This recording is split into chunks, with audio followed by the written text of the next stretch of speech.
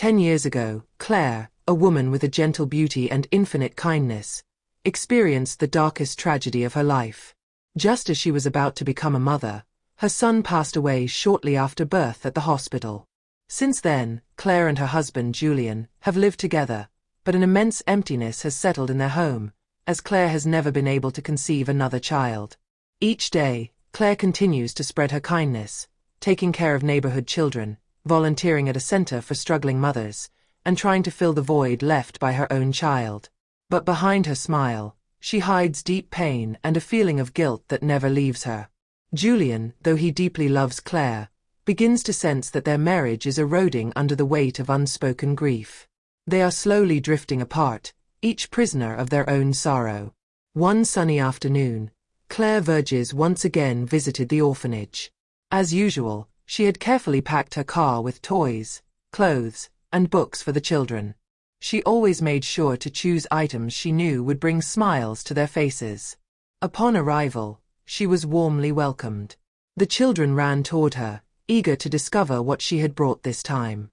As she distributed the gifts, Claire carefully observed the children's reactions.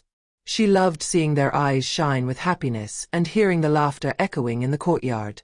But on this day, one child in particular caught her attention. Apart from the others stood a little boy around 10 years old. His eyes sparkled with curiosity, and his brown hair fell in soft curls on his shoulders. He looked so much like Julian at that age that it unsettled Claire. Intrigued, she gently approached the child and crouched down to his level. "Hello, what's your name?" she asked with a warm smile. The little boy looked up at her, his blue eyes sparkling with a mix of curiosity and shyness. "My name is Simon," he answered in a soft, almost inaudible voice. Claire felt her heart tighten. Simon. That name echoed in her mind, bringing back both painful and sweet memories. It was the name she and Julian had chosen for their son, before fate took him from them. She took a deep breath to steady the emotion rising within her. "That's a very nice name, Simon," she said softly. "Why are you here all alone?" Simon shrugged slightly, avoiding her gaze. "I prefer being alone. The others are nice, but I feel better when I can just watch them."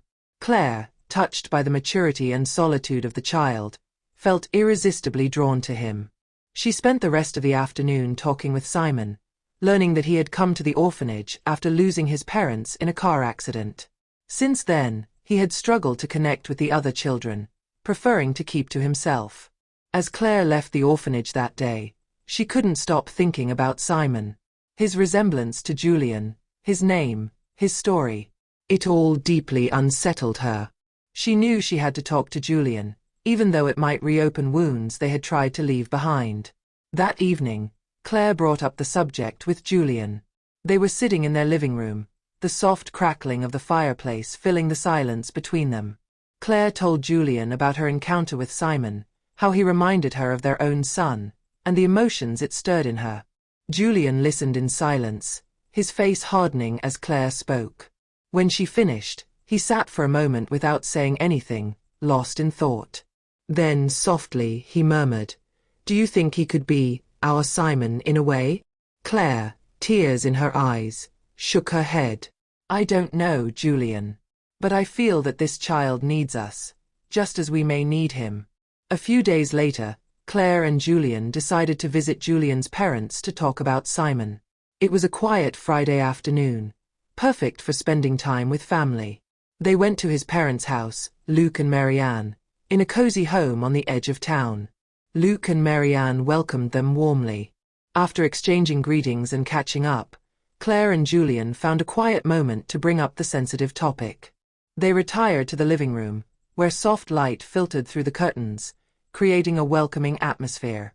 Claire, taking a deep breath, began, "We met a child at the orphanage, a boy named Simon. He's about 10 years old, and he reminds me a lot of our son, Julian." Luke and Marianne exchanged surprised but attentive glances. Julian continued, trying to contain his emotion. "Simon is an orphan. He lost his parents in an accident, and he feels very alone. We've been thinking about adopting him." Marianne, her eyes full of compassion, softly asked, "And how do you feel about this?"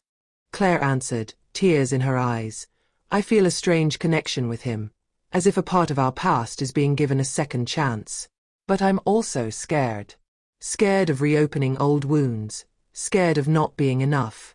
Luke, looking at Julian with a protective intensity, calmly said, "It's clear you've thought long and hard about this decision. Adoption is a big step, but I also see how much you both need healing and to give love." Marianne, her voice filled with gentleness, added, "If Simon reminds you of our son, maybe that's a sign that he could bring a new light into your life. But you must also be ready to offer him all the love and stability he needs." Julian's gaze became determined. "We want the best for Simon, and for us. We're ready to open our hearts again." Luke and Marianne smiled softly, recognizing the depth of their son and Claire's feelings. "We support you in this endeavor," Luke said warmly. "We'll be here to accompany you on this journey." The next morning, Claire and Julian went to the orphanage with palpable excitement. That day, they were going to meet Simon to discuss the adoption process. They knew that this meeting could be crucial for the future of their family. When they arrived, the orphanage was alive with the laughter of children. Claire and Julian walked through the garden, and in the distance, they spotted Simon, shirtless, playing with other children. His face glowing with happiness, and his familiar figure only reinforced the feeling that he had been a part of their lives forever. As they approached, Claire and Julian noticed a star-shaped scar on Simon's back. Julian froze for a moment, his heart racing. The scar was almost identical to his own, as well as to many members of his family. They exchanged a look, a mixture of surprise and understanding. This could only be a sign. "Simon," Julian called in a warm voice.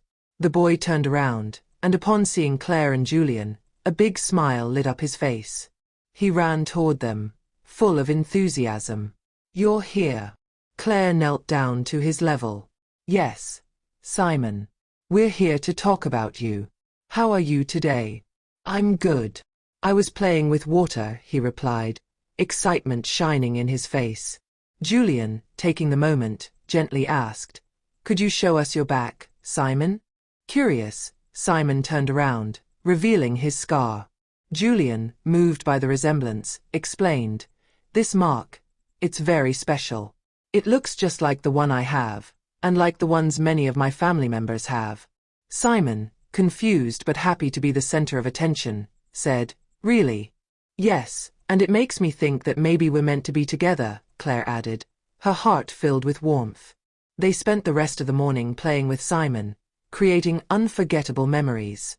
Claire and Julian realized just how much Simon was not only a lively child but also a reflection of their own family history. A few days after their emotional meeting with Simon, Claire and Julian became more and more intrigued by the striking similarities between Simon and their family. The idea of a deeper familial connection haunted them, and they began to consider the possibility of a biological relationship. Aware of the potential complications, they decided to proceed cautiously to avoid putting Simon or the orphanage staff in an uncomfortable position. To get answers without alarming anyone, Claire and Julian devised a discreet plan to obtain a hair sample from Simon.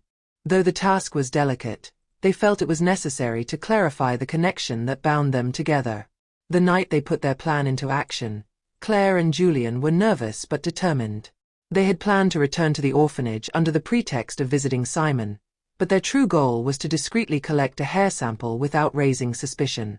Upon their arrival, they greeted the orphanage staff and were led to a private play area where Simon was waiting for them.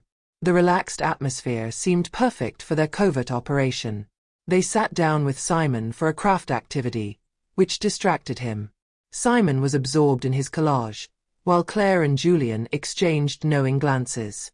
Julian took advantage of a moment when Simon was focused to slip a small pair of scissors into Claire's hand, who was tasked with carrying out the delicate task. Pretending to help Simon cut out paper pieces, Claire leaned slightly to brush against his hair. Carefully, she snipped a few strands and placed them discreetly into a small envelope. Once the sample was secure, they finished their visit with Simon, promising to return soon. They thanked the orphanage staff for their hospitality and left the premises, hearts racing, aware of the potential importance of their discovery. Back at home, Claire and Julian sent the sample to a specialized laboratory for DNA testing. The following days were filled with nervous anticipation, and they avoided discussing their fears or hopes, not wanting to put any more pressure on themselves. When the results finally arrived, Claire and Julian sat down to discover them together. The envelope containing the laboratory report lay on the table. Claire, her hands trembling, opened it carefully.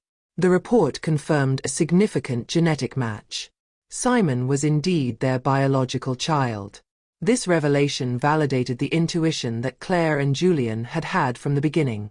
"This is incredible," Julian murmured, tears in his eyes. "Simon is really our son." As Julian's words echoed in the room, a wave of confusion and deep disbelief flooded Claire. How could this be possible? She reread the report several times, her eyes scanning the lines, looking for a mistake, an explanation she might have missed. But the results were clear and indisputable. Simon was their child. Claire felt her heart tighten. How could such a miracle have happened? She remembered the long nights spent wondering what had happened to her child, the years of searching and suffering. And now, against all odds, their child was here, in the very same orphanage, and they had never known. Julian, also overwhelmed by emotion, placed a comforting hand on Claire's shoulder. "We need to understand what happened," he said softly, his voice betraying a mixture of hope and fear. "How did Simon end up here? Who brought him to this orphanage? And why?" Claire nodded, her mind tormented by unanswered questions. "We need to talk to the orphanage staff. They might know something, or at least direct us to the right people." She took a deep breath, trying to calm the frantic beating of her heart. "But above all, we need to be prepared for Simon to learn the truth. We don't know how he will react." Julian nodded. "He's still so young. He might be upset by this news. We need to be there for him, guide him through this discovery, and show him that he is loved, no matter what." The couple decided to return to the orphanage the next day. Their hearts were heavy with uncertainty, but a glimmer of hope now shone in their eyes. They knew this discovery would change their lives, but they were ready to do whatever it took to reunite their family. Upon arriving at the orphanage, Claire and Julian were greeted by the director, an older woman with a gentle face, though marked by the trials of life. After some polite exchanges, they broached the delicate subject. "Madam, we recently had a DNA test done," Claire began, her voice trembling slightly. "It seems Simon is our biological son. We are in shock, but we need to understand how he ended up here." The director listened attentively, her expression shifting from surprise to deep contemplation. "That is indeed surprising news," she replied softly. "Simon came here a few years ago, brought by a woman who claimed to be a relative. She left very little information, saying that Simon's parents had died in an accident." Claire felt a chill run down her spine. "Did this woman leave a name, anything that could help us track her down?" The director shook her head. "No, she disappeared shortly after entrusting Simon to our care. We tried to trace her, but with no success." She paused, her gaze fixed on Julian and Claire. "But if Simon is truly your son, then it's possible that this woman acted for reasons we don't understand. Maybe she was trying to protect him." Julian squeezed Claire's hand, trying to comfort her. "It's crucial that we find this woman. She holds the answers to all our questions. And above all, we need to understand why Simon was hidden from us." The director nodded. "I will provide you with all the files we have on Simon. Maybe you'll find a clue that leads you to this woman. In the meantime, I suggest you take some time to think about the best way to reveal this news to Simon." Claire and Julian thanked her before leaving the orphanage with the files in hand. They knew their quest had only just begun, but they were determined to uncover the truth, for Simon, for themselves, and for the family they were about to rebuild. Back at home, Claire and Julian sat in their living room, Simon's files spread out before them. Every page they turned revealed troubling details, but one in particular caught their attention. Simon was born in the same hospital where Claire had given birth to their deceased son 10 years ago. This detail sent a chill through Claire. How could this be a coincidence? "It's the hospital where our son died," Claire murmured, her throat tight. She looked at Julian, her eyes filled with a pain that time hadn't erased. How could Simon have been born there too, at the same time? Julian furrowed his brow, his mind racing. Maybe there was a mistake that day, some confusion at the hospital. He hesitated, searching for his words. You know, in the chaos following a difficult delivery. Maybe our son didn't die as we were told. Maybe he was switched with another baby. Claire shook her head, refusing to believe such a possibility, but doubt began to creep in. We need to find out for sure. Let's go to the hospital and ask to see the records from that day. Maybe it will give us some answers. The next day, Claire and Julian went to the hospital. The building hadn't changed in all these years, but for Claire, every corridor seemed filled with painful memories. They were greeted by a nurse who, after listening to their story, led them to the head of the archives. The head of the archives, an older woman with thick-framed glasses, listened carefully to their request. You understand that these records are quite old, she said in a calm voice. But I'll do my best to help you. After several minutes of searching, she returned with a dusty file. Here are the birth records for that date. She handed them the file, her hands trembling slightly. I'll leave you to review them, but be aware that what you might find could be hard to accept. Claire and Julian went through the documents, their hearts racing. They found the mention of Simon's birth, but what shocked them was the entry related to their own son. The file indicated that another baby was born almost at the same time, in the same delivery room. The other mother's name was illegible, but this detail sparked a terrible suspicion in their minds. Julian squeezed Claire's hand. There must have been a mistake. If Simon is really our son, then maybe the child who died wasn't ours. Claire felt herself weaken under the weight of this revelation. But why? Why didn't anyone tell us? The head of the archives, who had been observing them discreetly, intervened cautiously. Sometimes, in moments of intense stress, mistakes can happen, and some are hidden to protect families or avoid lawsuits. She lowered her voice as if afraid of being overheard. It's possible someone made a terrible decision that day. The couple left the hospital, shaken. What they had discovered raised more questions than answers. Claire wondered what had really happened that day, and above all, who was the woman who had brought Simon to the orphanage? Was she connected to this exchange? Had she tried to right a wrong that had been done 10 years ago? As they got into their car, Julian took Claire's hand in his. We need to find this woman. She holds the key to everything. Claire nodded, determined. They knew their quest was only beginning, but they were ready to do anything to discover the truth about what had happened to their son. In the following days, Claire and Julian searched for information about the mysterious woman who had brought Simon to the orphanage. They felt lost in a maze of uncertainties, but their determination to uncover the truth pushed them forward. Thanks to the files they obtained from the orphanage, they eventually found a lead, a name, Madame Lefebvre, which seemed to be connected to Simon's arrival. They decided to visit this woman, hoping she could shed light on the circumstances surrounding Simon's birth and the strange exchange that seemed to have occurred. After getting her address, Claire and Julian found themselves in front of a small stone house, nestled in a quiet neighborhood. The well-maintained garden gave off a peaceful atmosphere, but Claire's heart raced. She turned to Julian, seeking his support, and he gave her a reassuring smile. They knocked on the door, and after a few moments, an elderly woman opened it. Her face was marked by the years, but her eyes were still sharp, filled with a wisdom and kindness that was comforting. Madame Lefebvre? Julian asked in a calm voice. She nodded, eyeing them with a mixture of curiosity and caution. Yes, that's me. How can I help you? Claire took a deep breath before speaking. We are Claire and Julian. We recently discovered that Simon, the little boy you brought to the orphanage 10 years ago, is our biological son. We have many questions, and we were hoping you could help us understand what happened. Madame Lefebvre's face softened slightly at the mention of Simon.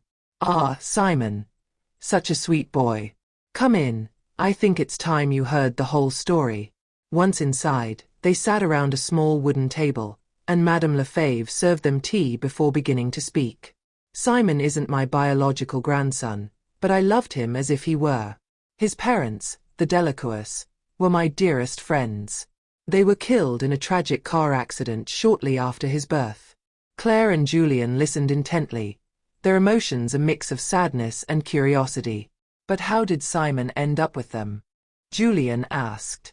Madame Lefebvre lowered her gaze, her eyes heavy with painful memories. What I'm about to tell you is hard to hear. The day your son was born, there was a terrible mistake at the hospital. The child who was returned to you was not yours. The Delacours, however, received a stillborn child, but they later discovered it was a mistake. Simon was actually their son, but they kept silent to avoid breaking your heart.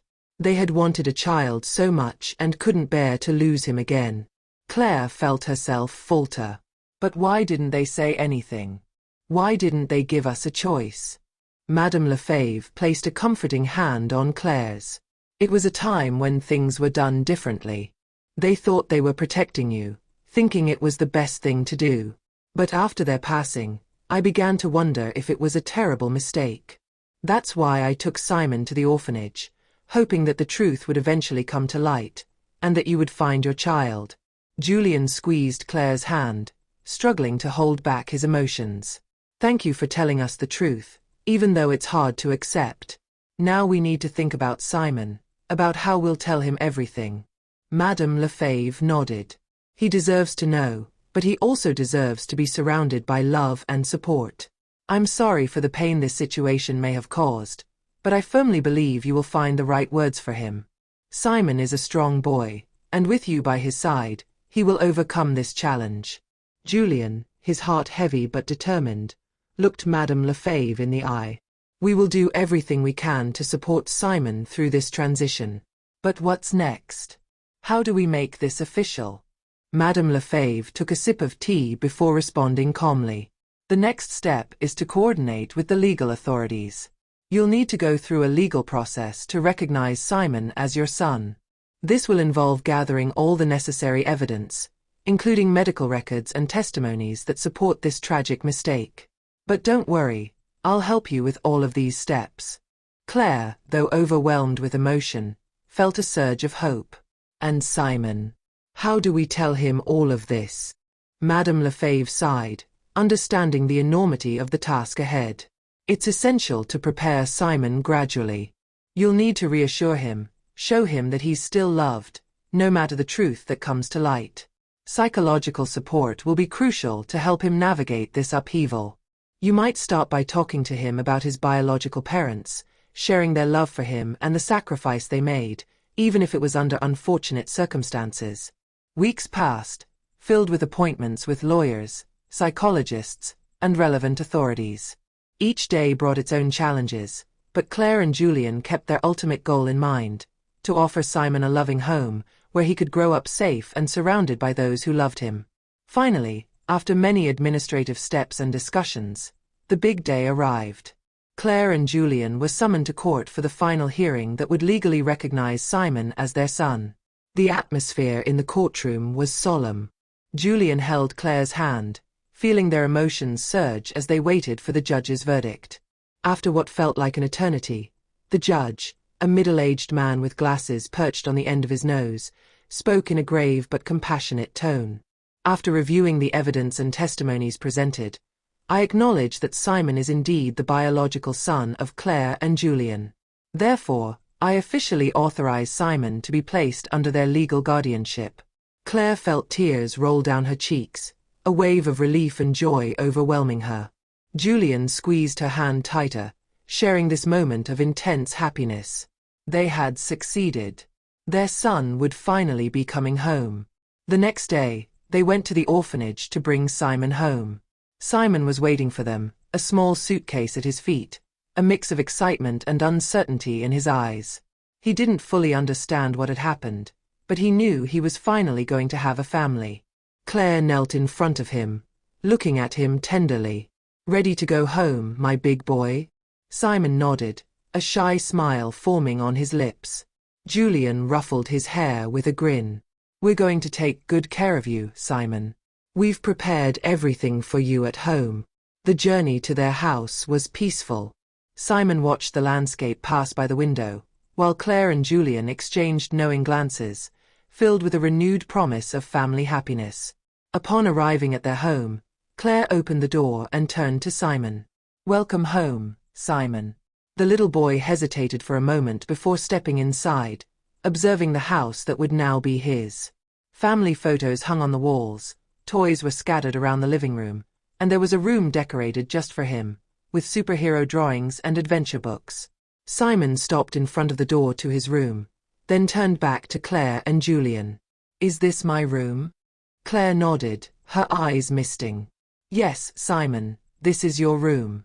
The boy entered the room, touching the walls, the toys, and stopping in front of a cozy bed. He turned to Claire and Julian, his eyes sparkling. "Thank you." At that moment, Claire and Julian knew they had made the right choice. They had retrieved their son, and even though the journey had been long and difficult, it had led them to this pure moment of happiness.